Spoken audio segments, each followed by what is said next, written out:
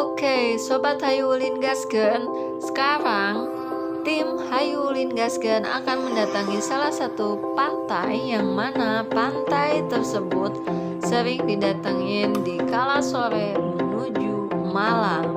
Karena di pantai ini kita bisa nongkrong, geng. Sudah terlihat banyak banget motor yang parkir di sini, gengs. Nah, mereka ini lagi menantikan sunset sekaligus malam hari di pantai Citepus.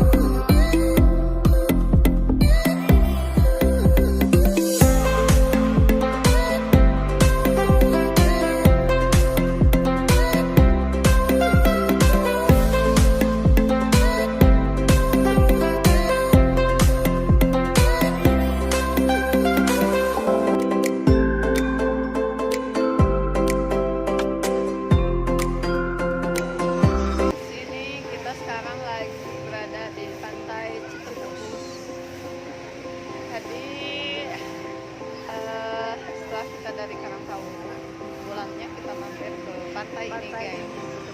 Jadi pantai Citepus ini memang cocok buat kalian yang ingin selfie cantik untuk menghiasi Instagram kalian, Facebook, Twitter, dan juga yang lainnya lah.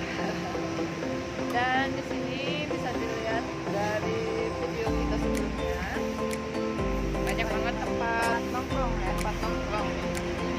Jadi bisa nongkrong di pinggir pantai di bawah payung juga ya. Nah, bersama kekasih, keluarga atau siapapun bisa.